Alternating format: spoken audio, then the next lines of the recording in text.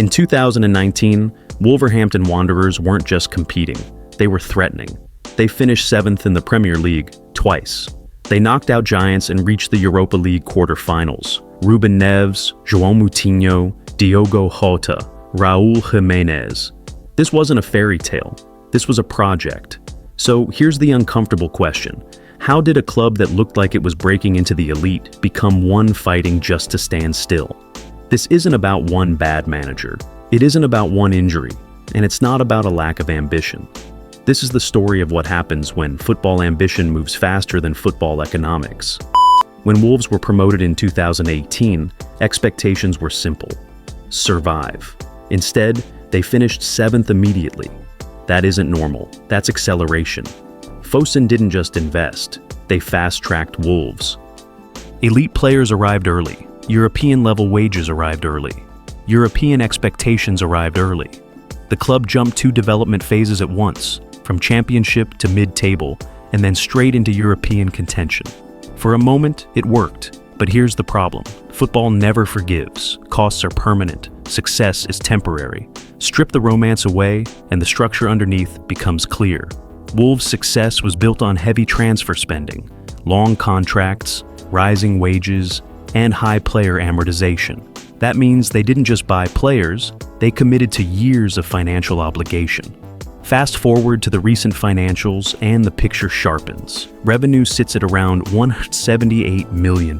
Wages are roughly $142 million.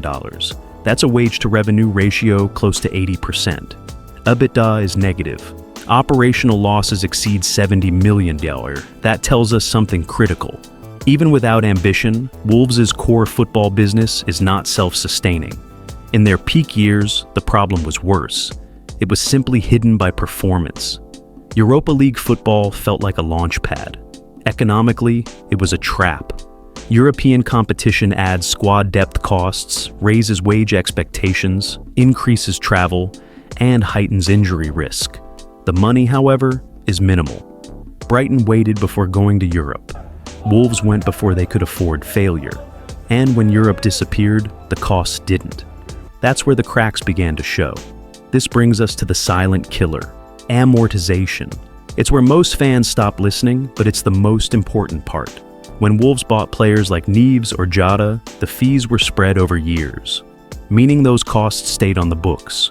As performance declined, players aged, output dropped, and resale value shrank. But the amortization remained.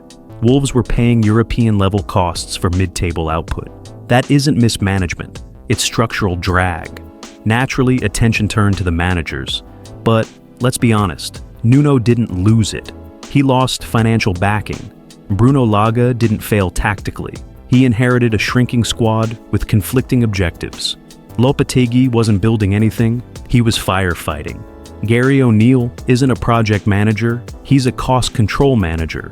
Once Fosun pulled back, no manager could recreate peak Wolves. Managers didn't decide to sell Neves. They didn't lower the wage ceiling. They didn't redesign the risk model. Ownership did. Managers simply wore the blame.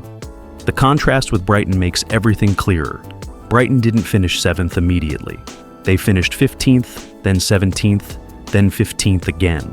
While Wolves chased Europe, Brighton built recruitment systems, wage discipline, and asset liquidity. Brighton stacked layers. Wolves skipped them. By the time Brighton reached Europe, their wages were controlled, their EBITDA was positive, and selling players was a strategy, not a necessity. That's the difference. The decline at Wolves wasn't dramatic, and that's why it hurts. There was no collapse, no scandal, no administration, just slightly worse players, slightly less depth, slightly less risk, a slightly lower ceiling, until one day you look at the squad and realize these players wouldn't get near the 2019 team, not because the club forgot how to scout, but because it chose survival over ambition. Wolves didn't fail. They overreached early. They climbed too fast before the foundations could carry the weight. The 2018 to 2020 era wasn't a mistake. It was a window. And when the numbers arrived, football romance had to step aside. So here's the real question. And this is where you come in. Would you rather a decade of mid-table stability or 3 unforgettable years that nearly broke the club? Was Fosun wrong, or were they simply early? Drop your thoughts below, because this story isn't just about Wolves. It's about how modern football punishes ambition without infrastructure. And the next club climbing too fast, it might already be happening.